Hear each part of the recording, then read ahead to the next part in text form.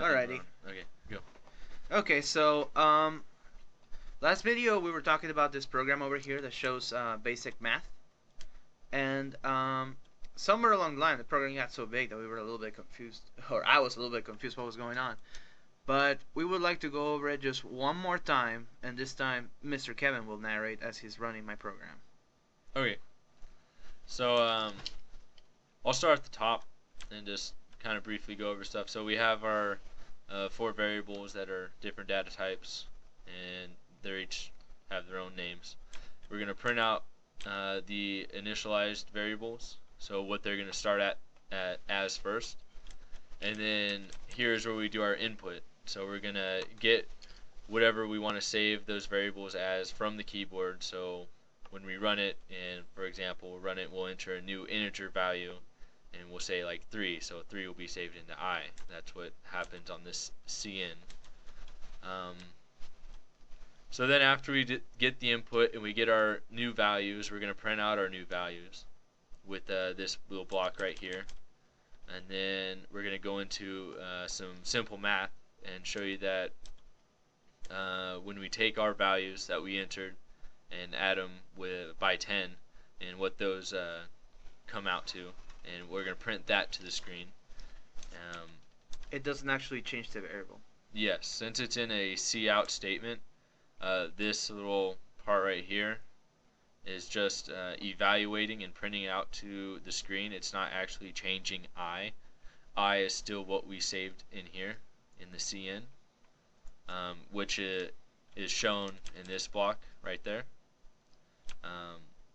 So then Pooh goes down and he does another variation of these three lines here. Instead of doing the math inside of the cout, he does the math outside and saves them back into their variables and then prints out the variables again. So here you'll notice that I, D, and F get reassigned their values according to these three lines up here. So they actually changed. Yes. And then Puga shows us that when we do division, that sometimes the decimal points get lopped off because it's an integer value. You'll see that when we run it. And this is just the basic syntax for division. And these two lines right here, he has these just to break up the code so it doesn't run super fast. We go through it step by step. And then something similar with multiplication. So and notice that multiplication is done with a star and not an X. So I'll go ahead and run the program. Oh, and one more thing. The variables are only actually changed one time in the program, and that is the time that, hover over there, yeah. Right there. That is the only time that we actually change the variables. All the other times, they stay the same afterwards. So Yeah. after you add 10 to them, they stay with the 10 added to them all the way throughout, because we don't do it again. Correct. You can think of these as being changed or being updated. It's the same thing. So I'll go ahead and run the program. Let's see.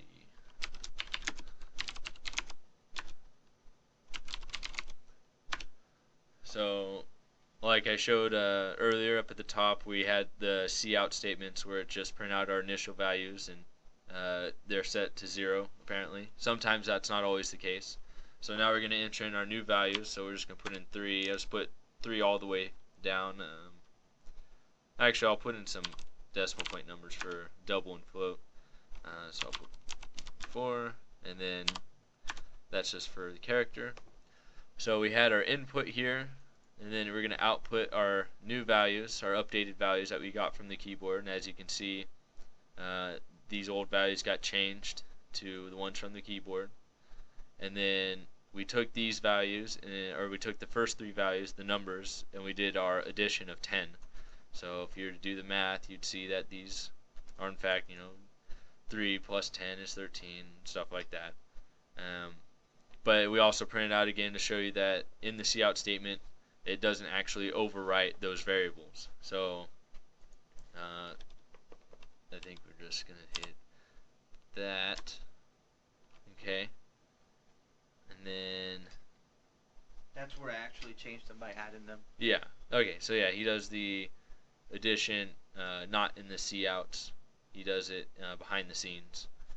And so now we're going to go on to the next part and show division. And since we're doing these numbers divided by 10, it's going to be 13 divided by 10, which is integer division. And integer division cuts off the remaining parts or the decimal parts. So that's why we only have 1. Instead of 1.3. Correct. And then with the decimal and the floats, we keep the decimal precisions because we're doing floating point division. So I'll go on to multiplying, and same thing here with multiplying floating point numbers, we get the decimals as well. And as you can see, because you see how the division gave us 1.314, and 1.214?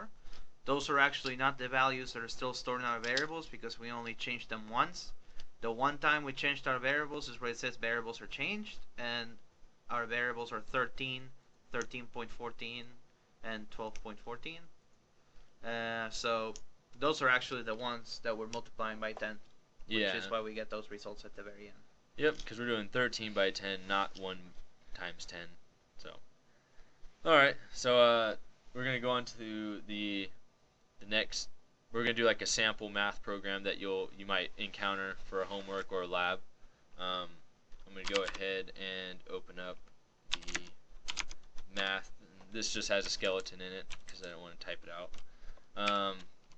So what we're going to do is we're just going to make a simple program that gets that does an output to the screen asking the user to enter in a value. We're going to do input, and then we're going to do some simple math to get the power of whatever value that they entered. So we can do what I'm going to do is power of 2.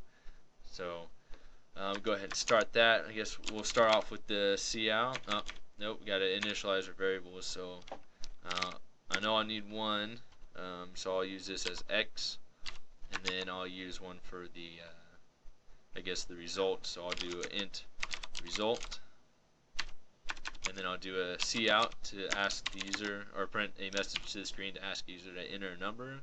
So I'll type in enter a number to raise the power of 2 in that, and then we'll get our input, and then we're going to store that, whatever they entered in the keyboard, into x. So now that we have x, we're going to want to get the power of 2 of x. So we're going to do result equals x times x. So this is like x to the power of 2. And then we're going to print out this result. So we're going to do another cout, and we're going to cout result. Another set of that.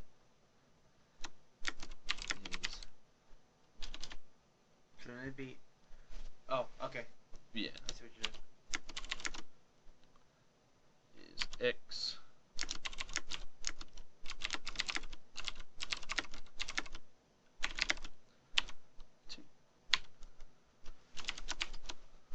You still need a new line on the first one, I think.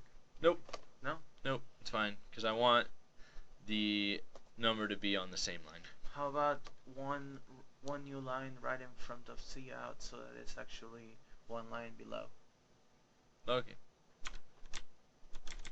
So we have an empty line in between, like double spaced. Hey, you put n line and slash n on the same one. Who started Right. Alright, so I should do it. yeah, go ahead and I'll run this. So let's do math.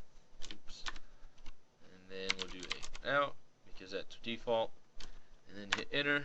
So we're going to ask the user for a number. So let's just pick 5. And if we remember our math, 5 to the power of 2 is Puga. 25. I think you're right. Let's check it out. You're right, Puga. Except I typed in. Oh yeah, you're right. Never mind. I saw it too, but that's Yeah, I power saw too. it too, and I thought, I what freaked out happened? for a second. But you're right, Puga. Yeah. Good job. I win. All right, so that's just the basic math application. You will most likely use something like this as a function, not as the whole program. Could you go into the program real quick one more time? Sure, Puga. I would like to just say something. Most people, most of the like the most common question that I guess you get probably too is that how do I start this program or something like that, right? Yeah, yeah. The easiest way of going about writing a program, I think, is to basically start thinking to yourself, how would you handle a customer or somebody that's actually asking you to perform this task if you were just interacting with them one on one, right? So C out is basically the way you communicate with them. Yeah. CN is basically you taking information, and the integers and the other variables you declare them as you need them to store whatever you're asking for them, so you can perform the task that you've been handed. So I get it's really not about declaring all your variables at the beginning, because I've seen some No. people that will not even start coding until they figure out, okay, I need this, and that, and they declare them and then they go, and then they Yeah. realize they need more, but they could have Yep. been doing that from the beginning. Yep. You can always go back up to the top and declare variables as you need them. You're not gonna get stuck. And always remember that your code goes from the top down. Yes. So always think of it that way. Uh huh. Um, I think this is it for this video. yeah, that's a good example of just a sample program of some math. So, Alright. I think that's it. See you guys.